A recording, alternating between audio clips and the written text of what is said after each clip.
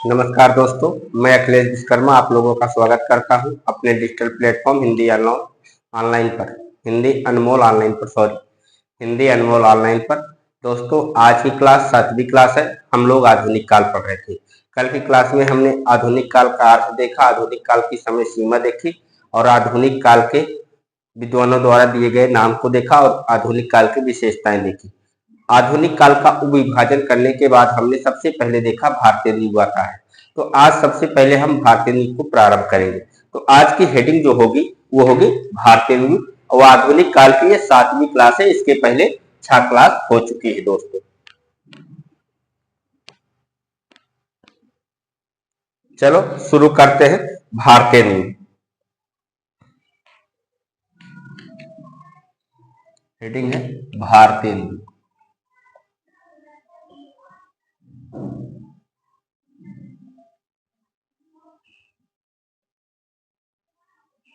अगर समय सीमा की बात करें इसकी, सबसे पहले देखते हैं समय सीमा। इसकी समय सीमा क्या रहेगी? तो मिस्र बंधुओं के अनुसार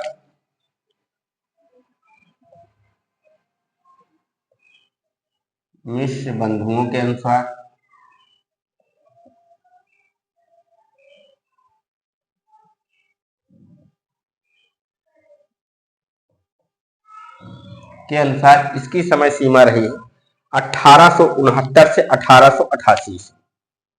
1869 से 1888 ईस्वी। ये तो मिस्र बंधुओं के अनुसार था। उसके बाद रामचंद्र शुक्ल के अनुसार, रामचंद्र शुक्ल के अनुसार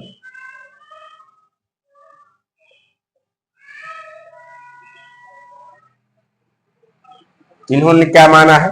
1868 से 1893। 1868 से 1893 ईस्वी। राम कुमार वर्मा के अनुसार भी देख लेते हैं। राम कुमार वर्मा के अनुसार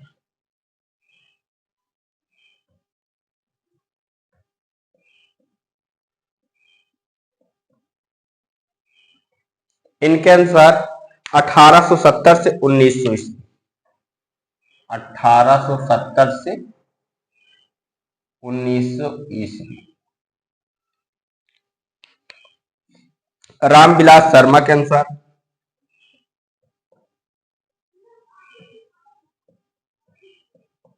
रामविलास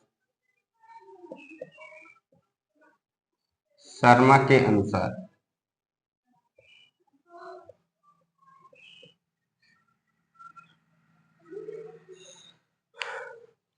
1857 से 1900 ईस्वी। 1857 से 1900 ईस्वी। और केसरी नारायण शुक्ल के अनुसार, केसरी नारायण शुक्ल के अनुसार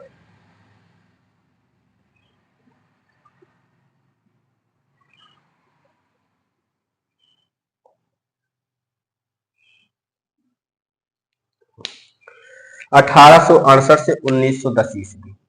1868 से 1910 ईस्वी। लक्ष्मी सागर वासड़े,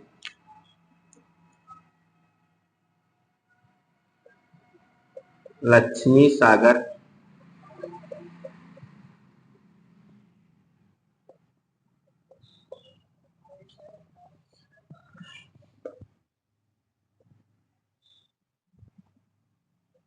के अनुसार, लक्ष्मी सागर वासड़े के अनुसार क्या है? 1850 से 1900। 1850 से 1900 ईस्वी। आज की क्लास भारतीय युग देख रहे हैं। भारतीय युग में सबसे पहले हमने क्या देखा? समय सीमा। भारतीय युग की समय सीमा विश्व बंधुओं के अनुसार अगर पूछी जाए 1869 से 1888 ईस्वी। रामचंद्र शुक्ल के अनुसार पूछी जाए तो 1868 से 1893 ईस्वी। राम कुमार वर्मा के अनुसार पूछी जाए तो 1870 से 1900 ईस्वी।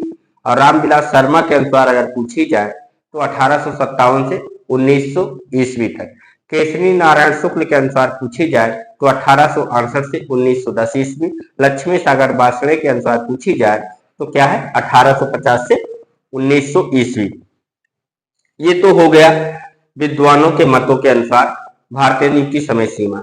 अगर आपसे ये पूछ ली जाए भारतीय युग की समय सीमा क्या है, तो एक सर्वमान्य मत होता है जो हमको बताना पड़ता है कि भारतीय युग की समय सीमा ये है। अगर विद्वानों का नाम नहीं दे करके पूछ रहा है तब हमको सर्वमान्य मत पर ही बल देना है। अगर विद्वानों का नाम लेकर पूछ रहा है तो हमें विद्वानों के अनुसार ही बताना होगा। तो आप लोग लिख लीजिए नीचे स्टार बना करके, भारतीय युग की सर्वमान्य समय सीमा,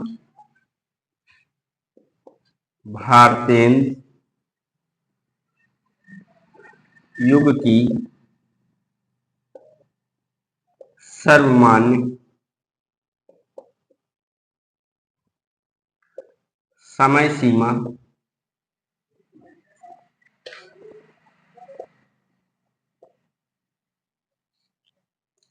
1857 से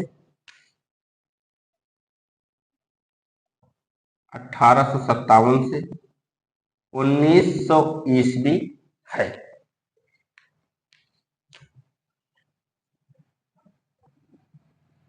ये हो गई समय सीमा की बात।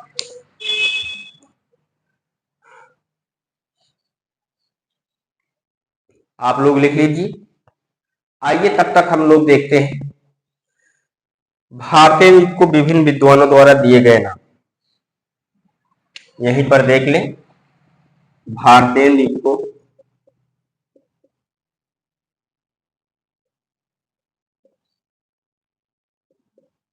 विभिन्न विद्वानों द्वारा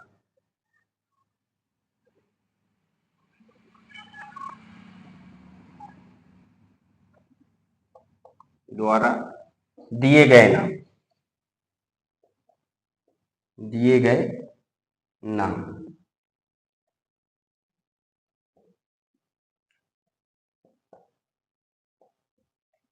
भारतीय युग को विभिन्न विद्वानों द्वारा दिए गए नाम मतलब किस विद्वान ने भारतीय युग को किस नाम से पुकारा है, आइए उसको देखते हैं। नई काव्यधारा या प्रथम उत्थान। सबसे पहले लिखिए नई काव्यधारा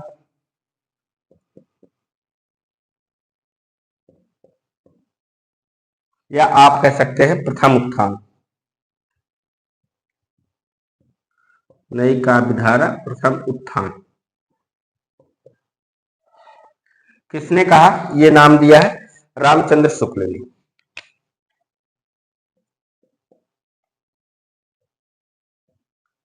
रामचंद्र शुक्ल ने कहा। ठीक। उसके बाद पुनर्जागरण काल, कई बार परीक्षा में पूछा गया है। पुनर्जागरण काल,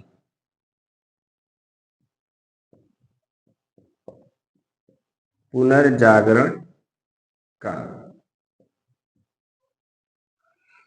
या भारतीय युग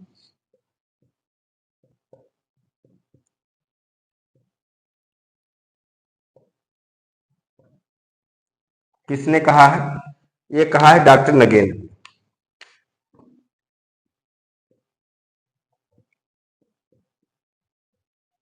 डॉक्टर नगेंद्र। इसके बाद भारतेंदु काल,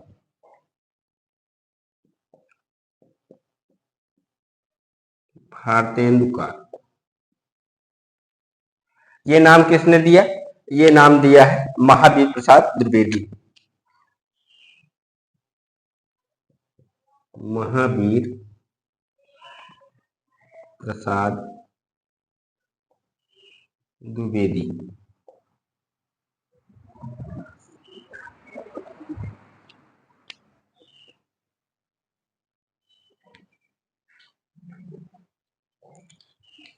और भारतेन युग 1, 2, 3, 4 नंबर।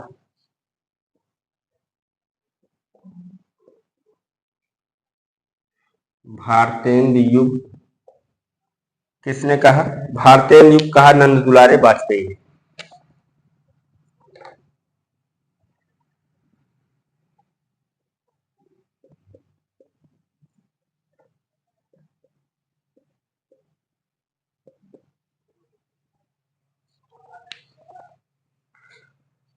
नव जागरण का नव जागरण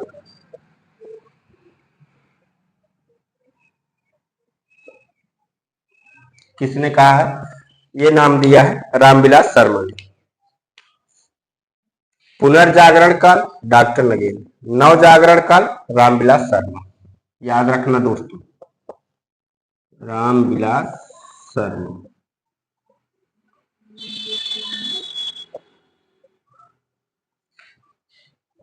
चलिए इतना आप लोग लिखिए। आइए तब तक हम इस पेज को दोहरा लेते हैं। आज की क्लास में हम क्या देख रहे हैं? भारतीय युग को। भारतीय युग की समय सीमा क्या है? मिश्र बंधुओं के अनुसार 1869 से 1888 ईस्वी।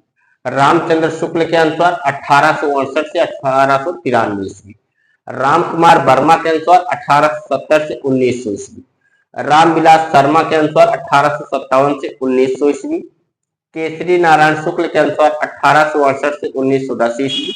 लक्ष्मी सागर वासणे के अनुसार 1850 से 1900 ईस्वी। ये तो हो गया विद्वानों के अनुसार। अगर आपसे सीधा सीधा पूछ लिया जाए कि भारतीय युग की समय सीमा क्या है, तो सर्वमान्य समय सीमा को हमें बताना पड़ता है कि भारतीय युग की समय सीमा ये है। तो भारतीय युग की समय सीमा 1857 से 1900 ईस्वी है। अगर विद्वानों का नाम लेकर के पूछता है, जिसे रामविलास शर्मा के अनुसार भारतीय युग की समय सीमा क्या है, तो रामविलास शर्मा के अनुसार आप बताइए। आइए अगली हेडिंग है भारतीय युग को विभिन्न विद्वानों द्वारा दिए गए नाम। नई काव्यधारा प्रथम उत्थान नाम किसने दिया? रामचंद्र शुक्ल ने। पुनर्जागरण काल या भारतीय युग, दो नाम दिए हैं किसने? डॉक्टर नगेंद्र। पुनर्जागरण काल किसने दिया? डॉक्टर नगेंद्र। और नव जागरण काल रामविलास शर्मा ने। ये दोनों चीज कंफ्यूज करती है, इसको आप किसी तरह से ध्यान में रखने का प्रयास करेंगे। अगर आपसे क्वेश्चन ये पूछ लिया जाए भारतीय काल के नाम से किसने पुकारा है, तो महावीर प्रसाद द्विवेदी। तो भारतीय काल किसने कहा? महावीर प्रसाद द्विवेदी ने कहा।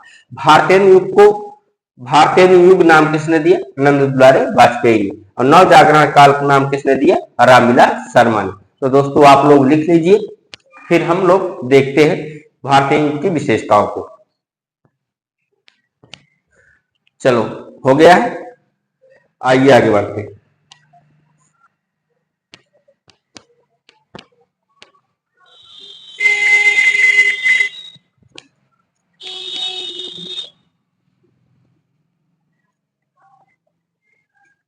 आज की अगली हेडिंग है भारतीय युग की प्रवृत्तियां या विशेषताएं। आप जो भी लिखना चाहते हैं लिख लीजिए।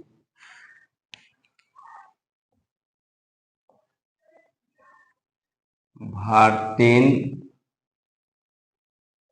युग की प्रवृत्तियां, दोनों लिख देते हैं।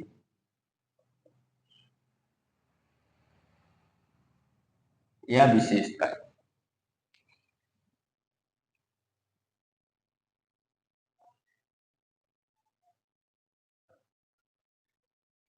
यहां से क्वेश्चन पूछा जाता है कि क्या प्रवृत्ति रही है, क्या प्रवृत्ति नहीं रही है, या कौन सी विशेषता रही है, कौन सी विशेषता नहीं रही है, तो आप लोग आसानी से कर लेंगे। तो सबसे पहले लिखिए राष्ट्रीयता की भावना। पहली विशेषता क्या है? राष्ट्रीयता की भावना।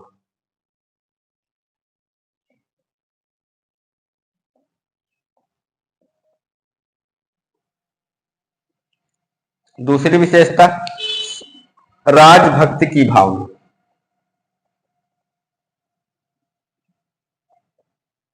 राजभक्ति की भावना भी देखने को हमको मिलती है भारतीय नीति।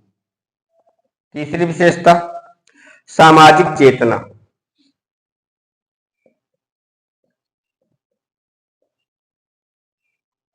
सामाजिक चेतना। चौथी विशेषता लिखिए भक्ति भावना।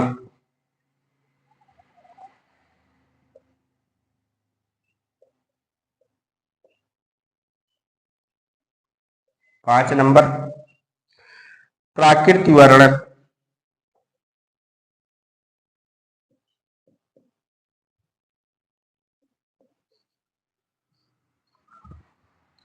छह नंबर पर लिखिए समस्या पूर्ति।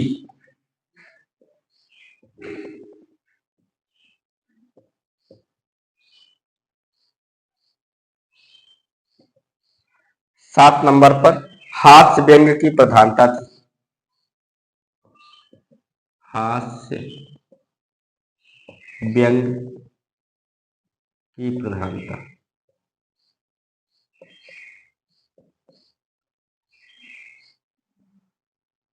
आठ नंबर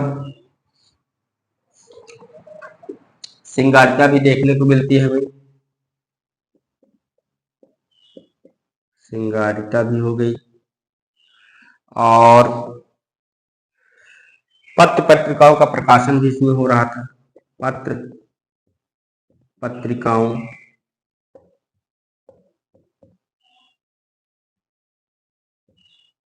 का प्रकाशन।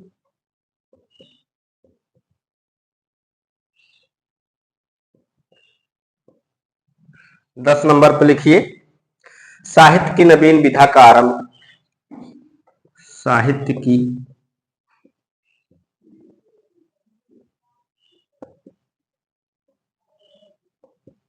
नवीन विधा का आरंभ।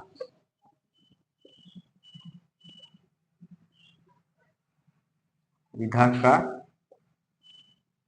आरंभ। कविता पद्य में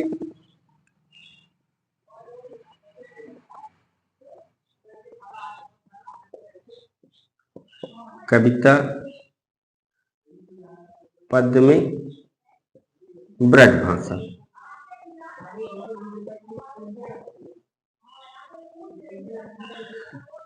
ब्रज भाषा तथा गद्य में खड़ी बोली का प्रयोग। तथा गद्य में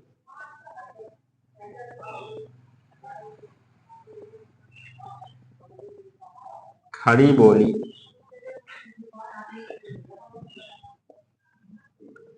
का प्रयोग।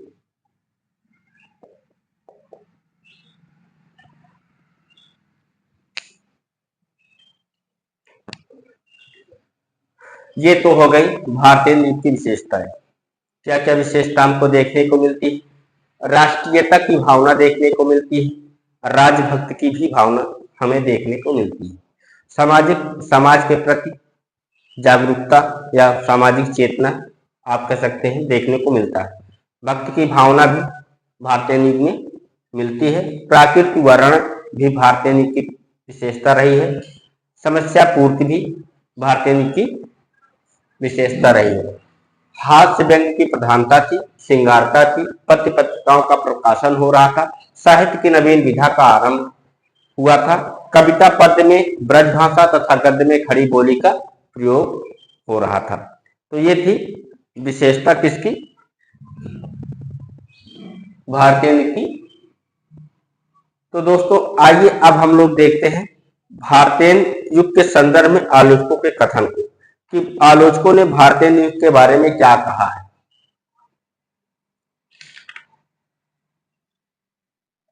चलिए ये आप लोगों ने लिख लिया है। आइए बढ़ते हैं आगे। एक बार फिर से दोहरा देते हैं। भारतीय नृत्य की प्रवृत्तियां या विशेषताएं। राष्ट्रीयता की भावना। नंबर 2 राजभक्त की भावना। नंबर 3 सामाजिक चेतना। नंबर 4 भक्ति भावना। नंबर 5 प्राकृतिक वर्णन। नंबर 6 समस्या पूर्ति। नंबर 7 हास्य व्यंग्य की प्रधानता। नंबर 8 श्रृंगारिता।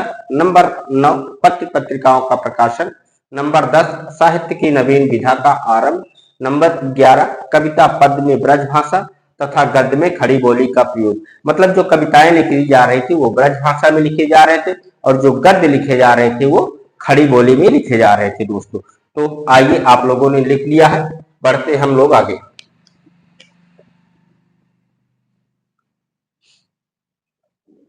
आप अगली हेडिंग डाल लीजिए, भारतीय युग के संदर्भ में आलोचकों के कथन।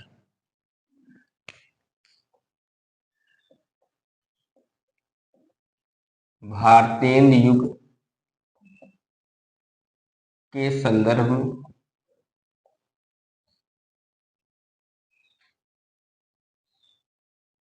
आलोचकों के कथन।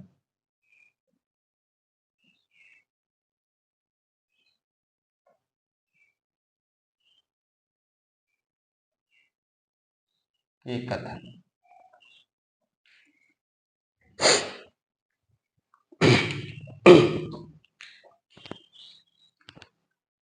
ये हेडिंग है, भारतीय युग के संदर्भ में आलोचकों के कथन।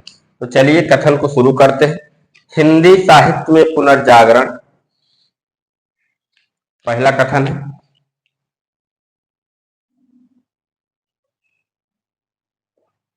हिंदी साहित्य में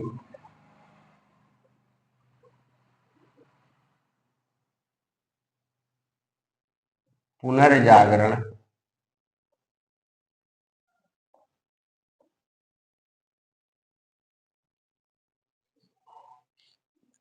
भारतेंदु के माध्यम से अवतरित होता है। भारतेंदु के माध्यम से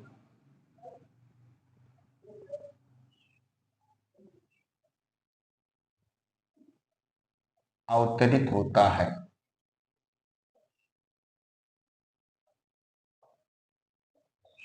अवतरित होता है। कभी कभी इतना ही कथन दे देता है, हिंदी साहित्य में पुनर्जागरण भारतेंदु के माध्यम से अवतरित होता है। और ये कथन किसका है? रामस्वरूप चतुर्वेदी का। आइए और आगे है, इस कथन को पूरा कर लेते हैं पहले। अवतरित होता है और तब वह स्वाभाविक है, और तब वह स्वाभाविक है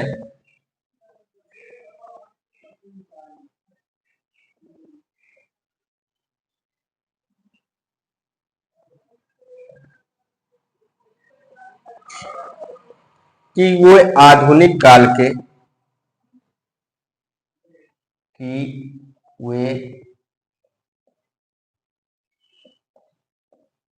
आधुनिक काल के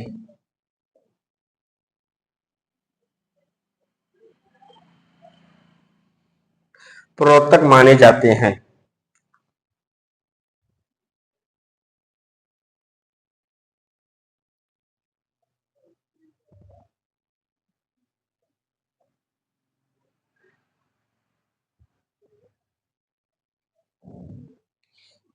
इसके पहले जो पेपर हुआ था आपका हरियाणा का, उसमें ये क्वेश्चन आया हुआ था और केवल इतना ही कथन दिया गया था, हिंदी साहित्य में पुनर्जागरण भारतेंदु के माध्यम से अवतरित होता है और तब वह स्वाभाविक है, वो आधुनिक काल के प्रवर्तक माने जाते हैं। ये कथन किसका है? केवल इतना दिया गया था, पूरा कथन नहीं लिखा गया था। तो ये कथन किसका है? रामस्वरूप चतुर्वेदी का है। लेकिन हम इस कथन को पूरा लिख लेते हैं, हो सकता है अगली बार ये कथन पूरा आ जाए। टैक्स महामारी धन के विदेश में, आगे लिखिए, टैक्स महामारी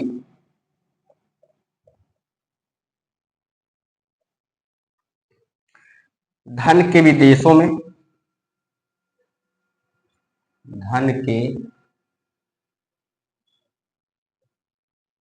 विदेशों में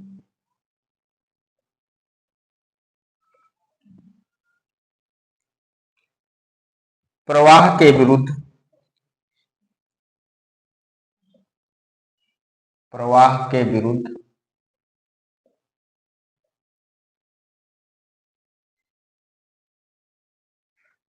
प्रवाह के विरुद्ध वो आवाज उठाते हैं।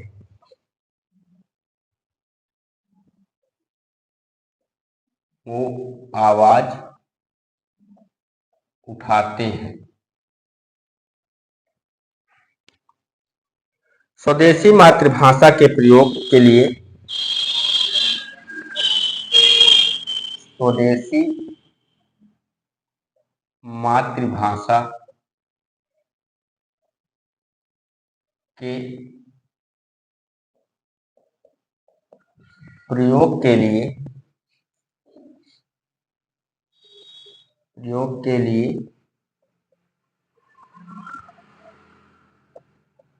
आग्रह करते हैं।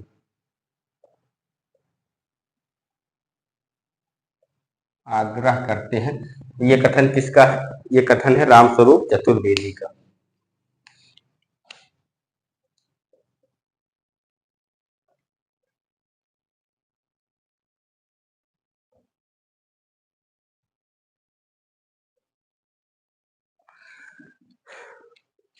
हिंदी साहित्य में पुनर्जागरण भारतेंदु के माध्यम से अवतरित होता है और तब वह स्वाभाविक है कि वो आधुनिक काल के प्रवर्तक माने जाते हैं। टैक्स, महामारी, धन के विदेशों में प्रवाह के विरुद्ध वो आवाज उठाते हैं। स्वदेशी मातृभाषा के प्रयोग के लिए आग्रह करते हैं। ये कथन किसका है? रामस्वरूप चतुर्वेदी का है। कथन नंबर 2 लिखिए। कथन नंबर 2, भारतेंदु का साहित्य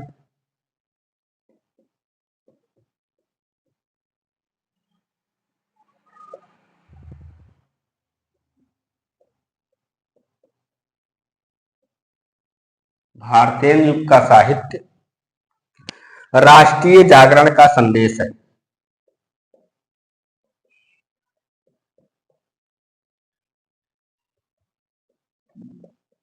राष्ट्रीय जागरण का संदेश है।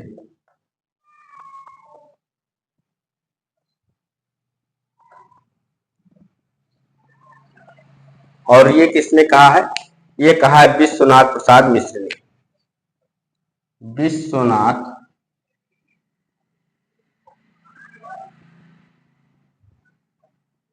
प्रसाद मिश्र। कथन क्या है?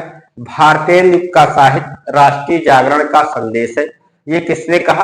विश्वनाथ प्रसाद मिश्र ने कहा। आइए दोस्तों अगला कथन देखते हैं। भारतेंदु का साहित्य, कथन नंबर 3, भारतेंदु युग का साहित्य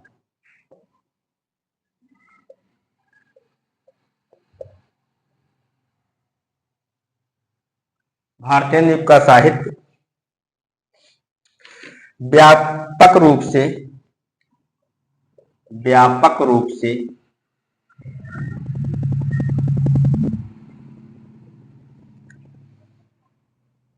गदर से प्रभावित है।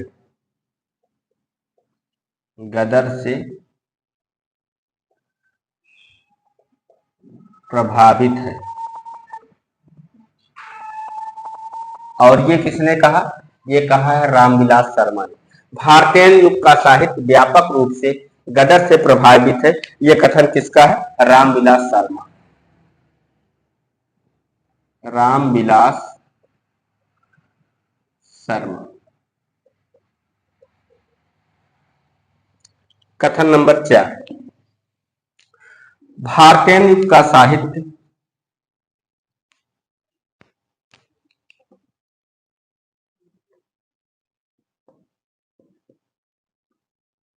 भारतेंदु युग का साहित्य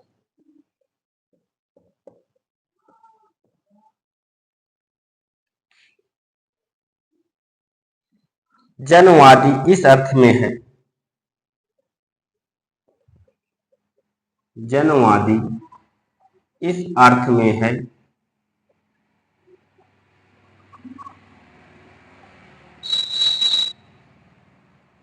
भारतेंदु का साहित्य जनवादी इस अर्थ में है कि वह भारतीय समाज के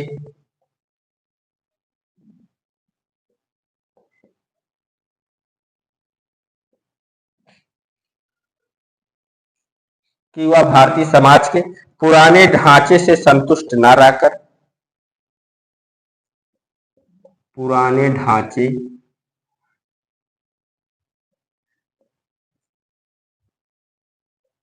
से संतुष्ट न रहकर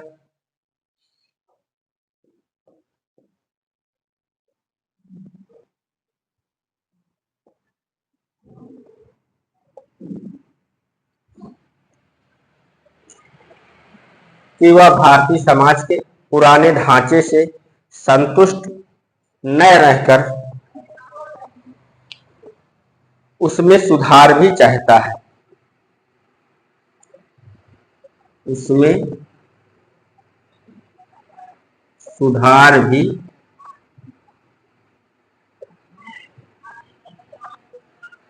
चाहता है।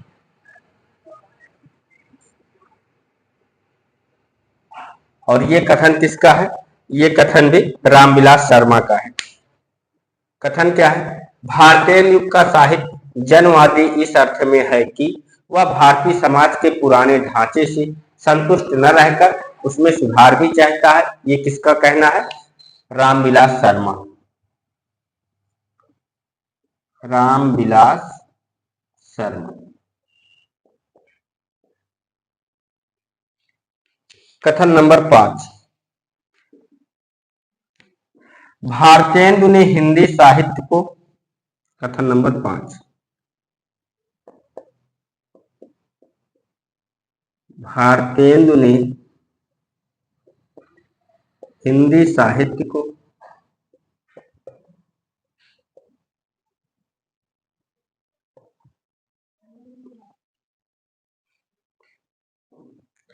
एक नए मार्ग पर खड़ा किया, एक नए मार्ग पर खड़ा किया।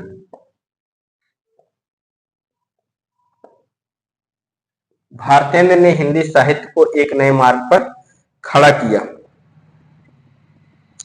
वे नए साहित्य के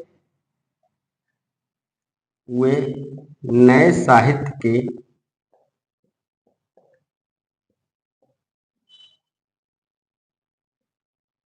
के नए युग प्रवर्तक हैं,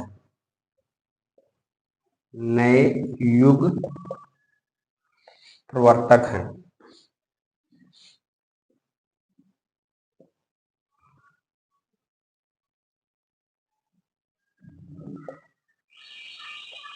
और ये किसका कहना है? ये रामचंद्र शुक्ल का कहना है। क्या कहना है? भारतेंद्र ने हिंदी साहित्य को एक नए मार्ग पर खड़ा किया। वह नए साहित्य के नए युग प्रवर्तक है। ये किसका कहना है? रामचंद्र शुक्ल का।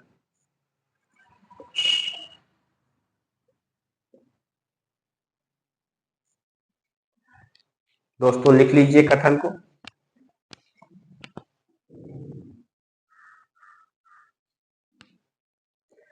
5 कथन हमने देखे हैं भारतेंद्र के संदर्भ में। आलोचकों के जो कथन 5 कथन हमने देखे। पहला कथन क्या है? हिंदी साहित्य में पुनर्जागरण भारतेंद्र के माध्यम से अवतरित होता है और तब वह स्वाभाविक है कि वो आधुनिक काल के प्रवर्तक माने जाते हैं। टैक्स, महामारी, धन के विदेशों में प्रवाह के विरुद्ध वे आवाज उठाते हैं, स्वदेशी मातृभाषा के प्रयोग के लिए आग्रह करते हैं। ये किसने कहा? रामस्वरूप चतुर्वेदी ने। भारतीय युग का साहित्य राष्ट्रीय जागरण का संदेश, विश्व प्रसाद मिश्र ने कहा। भारतीय युग का साहित्य व्यापक रूप से गदर से प्रभावित है। ये किसने कहा? रामविलास शर्मा ने। भारतीय युग का साहित्य जनवादी इस अर्थ में है कि वह भारतीय समाज के पुराने ढांचे से संतुष्ट न रहकर उसमें सुधार भी चाहता है। ये किसने कहा? रामविलास शर्मा ने। भारतेंदु ने हिंदी साहित्य को एक नए मार्ग पर खड़ा किया। वे नए साहित्य के नए युग प्रवर्तक हैं। ये किसने कहा? रामचंद्र शुक्ल ने कहा। आइए आगे बढ़ते हैं हम लोग। हो गया है दोस्तों? चलो आप लोगों ने लिख लिया है। आइए आगे का कथन देखते हैं।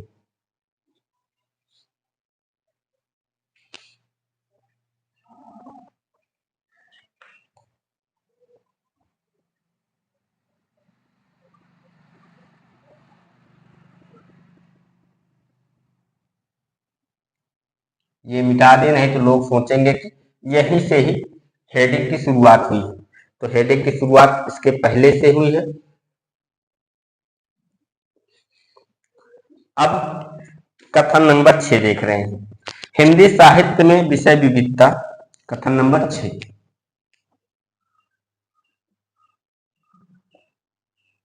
हिंदी साहित्य में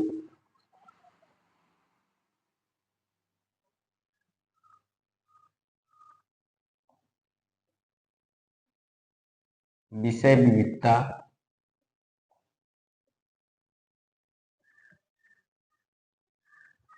एक बार चेक कर लिया जाए कि ज्यादा ऊपर तो नहीं लिखा जा रहा है, नहीं आप लोगों को दिखाई ऊपर। हिंदी साहित्य में विषय विविधता अच्छे से दिख रहा है। सामाजिक सरोकार, विषय विविधता सामाजिक सरोकार,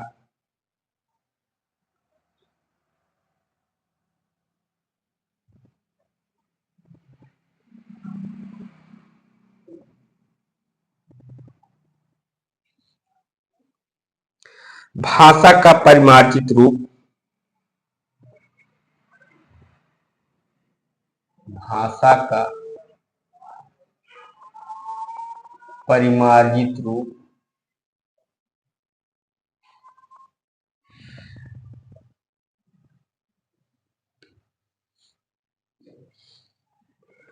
पहली बार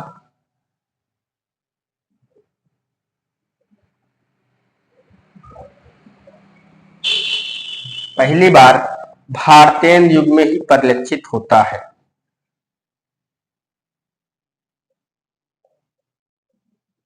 भारतेय युग में ही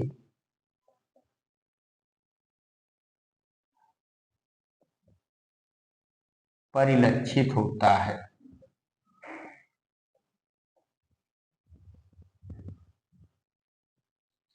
मतलब दिखाई पड़ता है। पहली बार भारतीय युग में ही परिलक्षित होता है।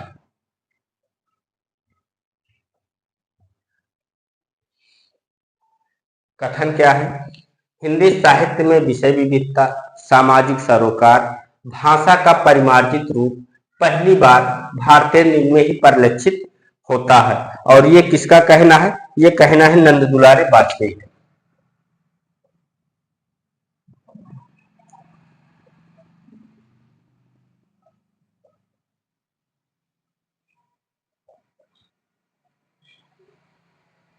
कथन नंबर 7, हिंदी नवजागरण केवल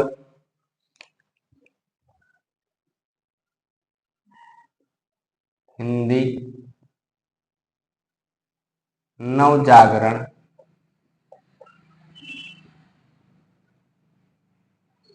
केवल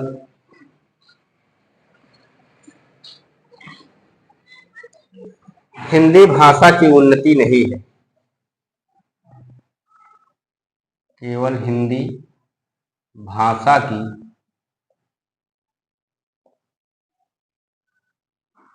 उन्नति नहीं,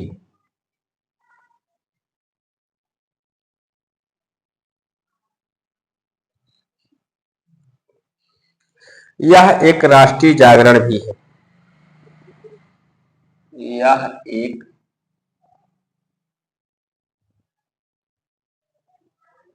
राष्ट्रीय जागरण भी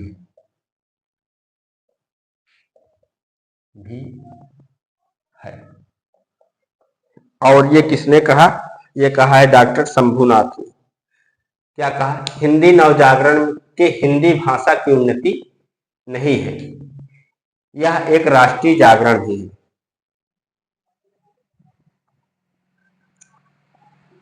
हिंदी नवजागरण केवल हिंदी भाषा की उन्नति नहीं, यहाँ केवल होना चाहिए।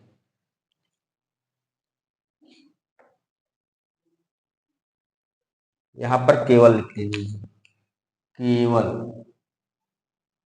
ये शब्द होना चाहिए। हिंदी नवजागरण केवल हिंदी भाषा की उन्नति नहीं है, यह एक राष्ट्रीय जागरण है। और ये किसने कहा? डॉक्टर शंभुनाथ ने।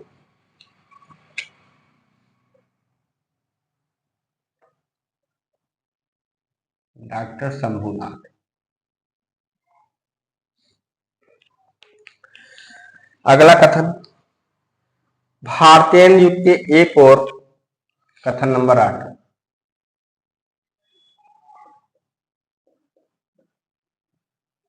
भारतेंदु युग के एक और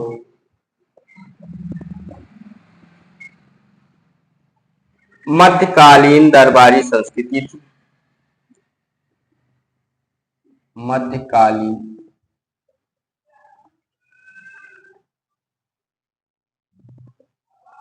दरबारी संस्कृति थी।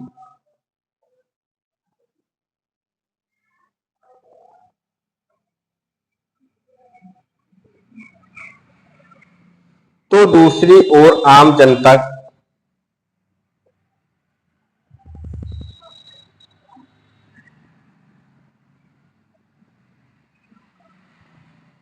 तो दूसरी ओर आम जनता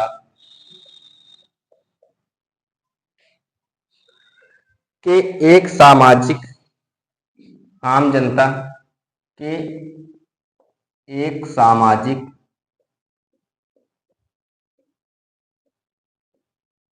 और राजनीतिक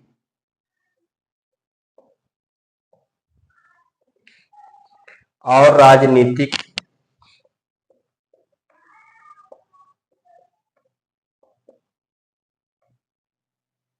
और राजनीतिक आंदोलन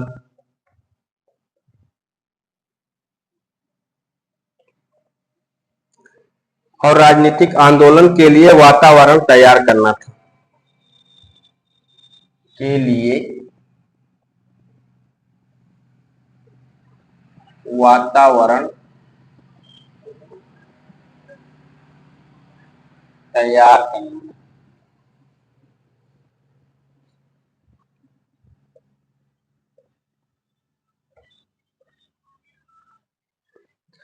साहित्य में देश के बढ़ते हुए असंतोष को साहित्य में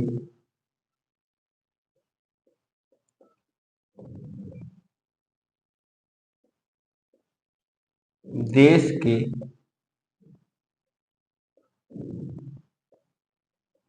बढ़ते हुए असंतोष को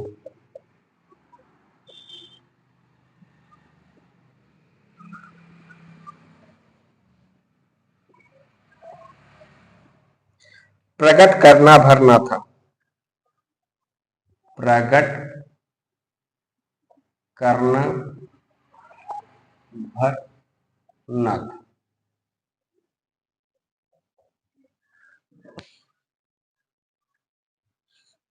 कथन क्या है, भारतीय युग के एक और मध्यकालीन दरबारी संस्कृति थी। तो दूसरी ओर आम जनता के एक सामाजिक और राजनीतिक आंदोलन के लिए वातावरण तैयार करना था। साहित्य में देश के बढ़ते हुए असंतोष को प्रकट करना भरना था। ये किसका कथन है? ये कथन है, ये कथन है रामविलास शर्मा का। रामविलास शर्मा।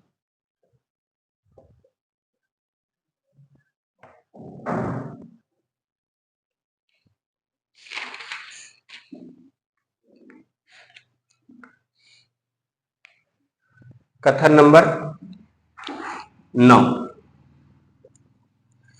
बड़ा काम उन्होंने यह किया कि बड़ा काम उन्होंने यह किया कि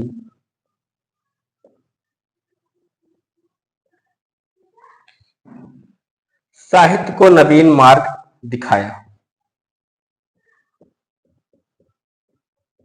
साहित्य को नवीन मार्ग दिखाया।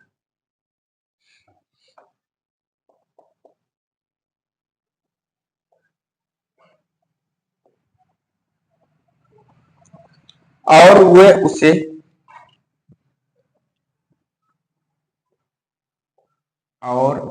वे उसे शिक्षित जनता और वे उसे शिक्षित जनता के सहचर में लाए।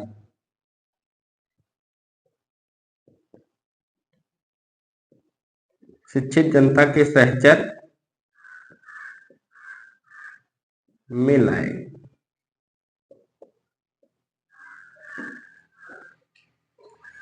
प्राचीन और नवीन का सुंदर, प्राचीन और नवीन का सुंदर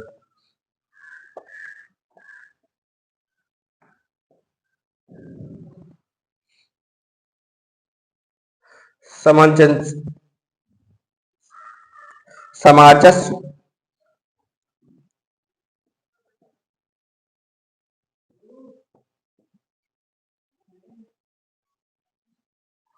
भारतीयन की कला का, प्राचीन और नवीन का सुंदर सामंजस्य भारतीयन की कला का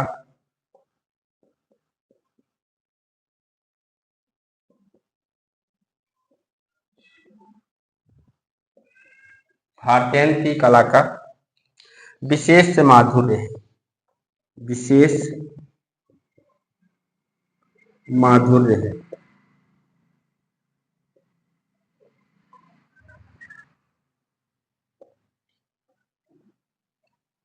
और ये कथन किसका है? रामचंद्र शुक्ल का। क्या कथन है? आइए देखते हैं एक बार फिर से। बड़ा काम उन्होंने यह किया कि साहित्य को नवीन मार्ग दिखाया और वो उसे शिक्षित जनता के साहचर्य में लाया। प्राचीन और नवीन का सुंदर सामंजस्य भारतीय की कला का विशेष माधुर्य है। ये कथन किसका है? रामचंद्र शुक्ल का है। तो 9 कथन हो गए हैं। चलो एक कथन और लिखते हैं, 10 कथन हो जाए।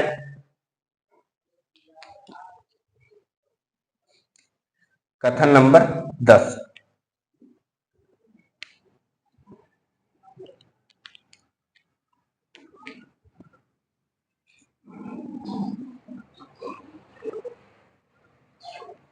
नवीन धारा के बीच, नवीन धारा के बीच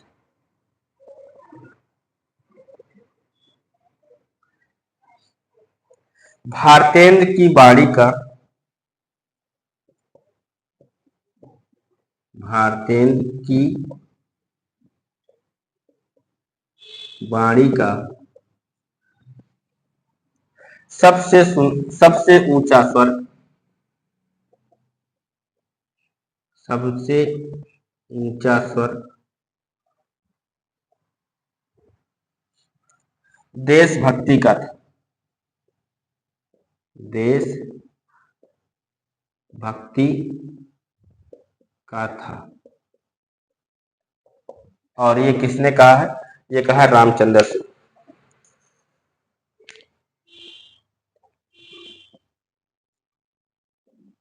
रामचंद्र शुक्ल। 11 कर ले क्या? विलक्षण बात यह है कि आधुनिक गद्य साहित्य की परंपरा का प्रचलित नाटक से हुआ। ये भी कथन है। चलो ये नाटक में हम देखेंगे ये कथन। आप 10 ही लिखिए यहाँ।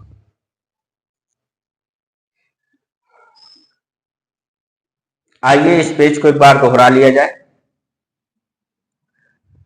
हिंदी साहित्य में विषय विविधता, सामाजिक सरोकार, भाषा का परिमार्जित रूप पहली बार भारतीय युग में ही परिलक्षित होता है। ये किसने कहा? नंद दुलारे वाजपेयी ने कहा।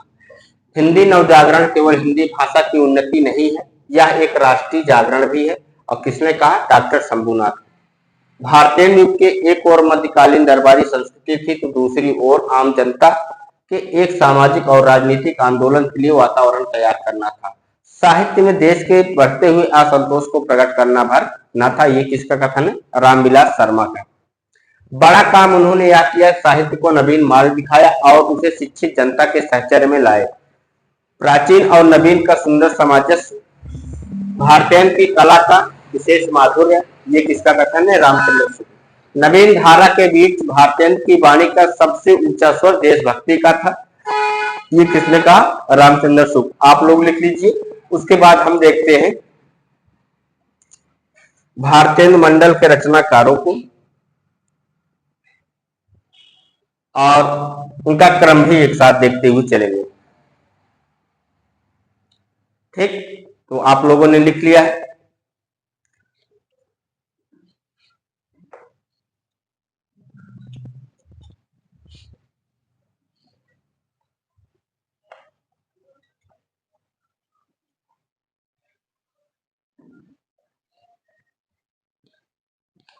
अब आइए देखते हैं भारतीय मंडल के रचनाकार कौन कौन से हैं।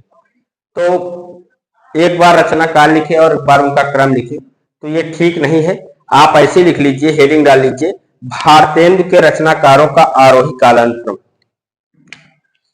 भारतेंदु के रचनाकारों का आरोही कालानुक्रम। आरोही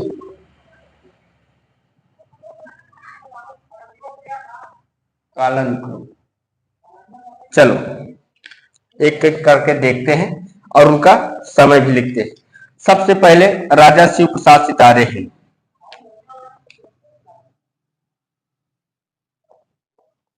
राजा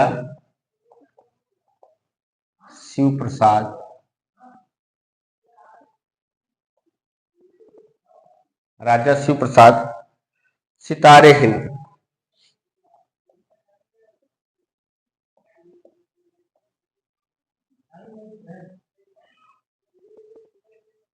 और इनका समय क्या है?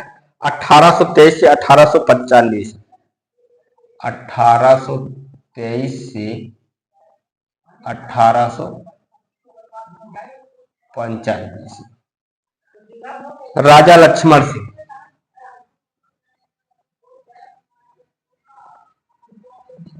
राजा लक्ष्मण सिंह।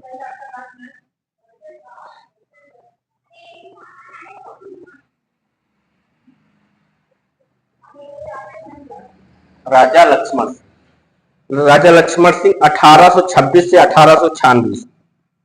1826 से 1896 ईस्वी। ठीक, फिर बालकृष्ण भट्ट।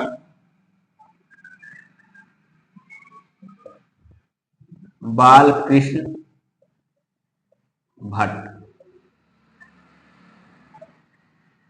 और इनका समय क्या है? इनका समय है 1844 से 1914 ईस्वी।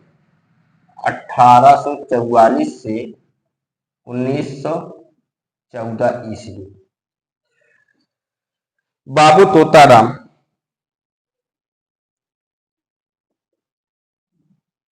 बाबू तोताराम।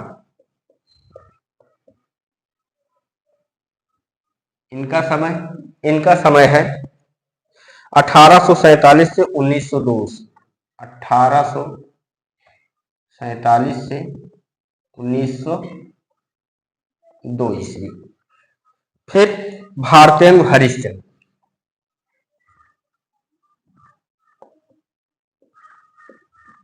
भारतेंदु हरिश्चंद्र। इनके समय की बात करें तो इनका समय है 1850 से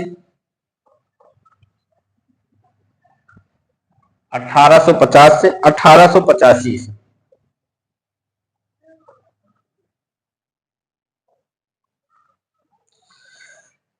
फिर आइए लाला श्रीनिवास। 6 नंबर पे लिखिए, लाला श्रीनिवास। और इनका समय था 1850 से 1887 ईस्वी। 1850 से 1887 ईस्वी। ठीक, उसके बाद प्रेमघन।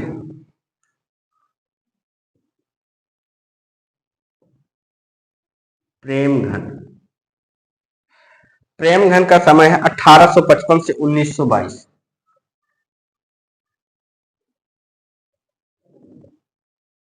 1922 ईस्वी।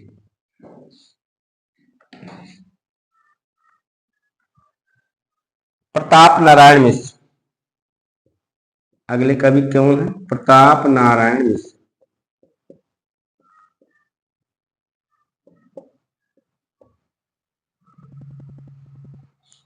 इनका समय है 1856 से 1894।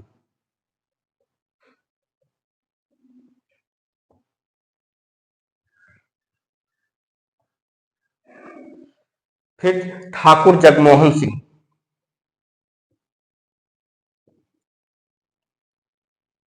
ठाकुर जगमोहन सिंह।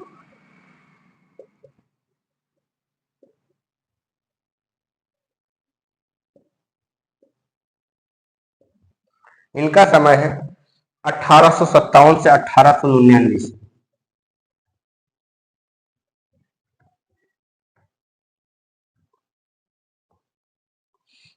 फिर अंबिका दत्त व्यास 10 नंबर पर, अंबिका दत्त व्यास, और इनका समय है 1858 से 1900 ईस्वी।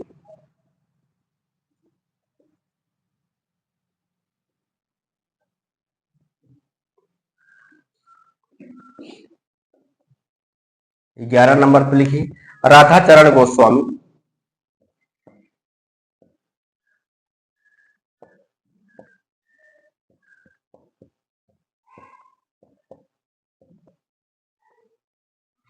और इनका समय है 1859 से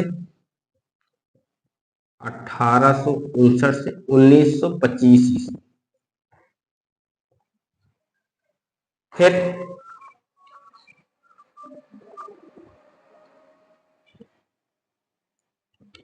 अगले हैं देवकी नंदन खत्री,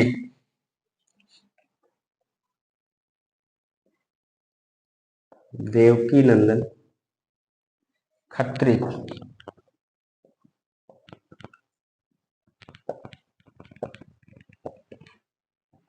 और इनका समय है 1861 से 1913। 1861 से 1913 ईस्वी। ठीक, अब आइए देखते हैं बाल मुकुंद गुप्त 13 नंबर पर, बाल मुकुंद गुप्त, और इनका समय क्या था? 1865 से 1907 ईस्वी। 1865 से 1907 ईस्वी। किशोरीलाल गोस्वामी, किशोरीलाल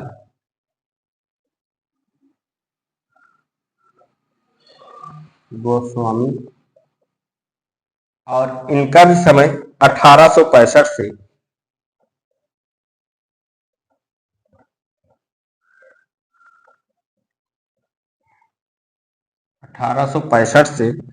1932 ईस्वी। और 15 नंबर पर है राधा कृष्णदास, राधा कृष्णदास। भारतीय युग में हम इतने कवियों को पढ़ेंगे, हमने सीरीज वाइज आपके सामने लगा दिया है। 1865 से एक कवि का हमने समय नहीं लिखा है, लिख ले पहले। 1865 से 1907 ईस्वी, ये आपके सामने भारतेंदु मंडल के कवि हैं, और वो भी आरोही क्रम में। अगर आपसे ये पूछा जाए भारतेंदु के रचनाकारों का सही क्रम लगाइए, तो आपको ये क्रम याद करना पड़ेगा, और याद करना भी बहुत बड़ी बात नहीं है, आसानी से याद हो जाएगा। अगर 2-3 बार आप इस वीडियो को देखेंगे और पढ़ेंगे तो याद हो जाएगा। आइए एक बार हम आपके सामने करवा देते हैं। राजा शिव प्रसाद सितारे ही 1823 से 1895 ईस्वी, राजा लक्ष्मण सिंह 1826 से 1896 ईस्वी, बाल कृष्ण भट्ट 1844 से 1914 ईस्वी, बाबू तोताराम 1847 से 1902 ईस्वी, भारतेंद्र हरिश्चंद्र 1850 से 1885 ईस्वी, लाला श्रीनिवास 1850 से 1887 ईस्वी, प्रेमघन 1855 से 1922 ईस्वी, प्रताप नारायण मिश्र 1856 से 1894 ईस्वी, ठाकुर जगमोहन सिंह 1857 से 1899 ईस्वी, अंबिका दत्त व्यास 1858 से 1900 ईस्वी, राधा चरण गोस्वामी 1859 से 1925 ईस्वी, देवकी नंदन खत्री 1861 से 1893 ईस्वी, बाल मुकुंद गुप्त 1865 से 1907, किशोरी लाल गोस्वामी 1865 से 1932 और राधा कृष्ण दास 1865 से 1907। तो आप लोग अब दोस्तों इसको नोट डाउन कर लीजिए और हम इन कवियों को क्रम वाइज नहीं पढ़ेंगे, क्योंकि अगर हम क्रम वाइज पढ़ने लगेंगे तो आप लोग याद नहीं कर। हम 20-20 के कवि को पढ़ेंगे, सभी को पढ़ेंगे, ऐसा नहीं है कि हम सभी को नहीं पढ़ेंगे, सभी को पढ़ेंगे। तो कभी ठाकुर जगमोहन को पढ़ेंगे, कभी भारतेंद्र हरिश्चंद्र को पढ़ेंगे, कभी देवकी नंदन खत्री को पढ़ेंगे, ताकि इस क्रम को आप लोग याद कर लो और आपको भूलने का कोई चांस ना बचे। तो आज की क्लास यहीं पर समाप्त करते हैं। अब मिलते हैं कल की क्लास में भारतेंद्र युग के रचनाकारों को लेकर के। भारतेंद्र को हमने जान लिया, उसकी विशेषताओं को जान लिया, आलोचकों के कथन को जान लिया है। तो अब जिन्होंने चैनल को सब्सक्राइब नहीं किया वो सब्सक्राइब कर ले और जिन्होंने लाइक नहीं किया है वो लाइक कर ले। धन्यवाद दोस्तों, जय हिंद।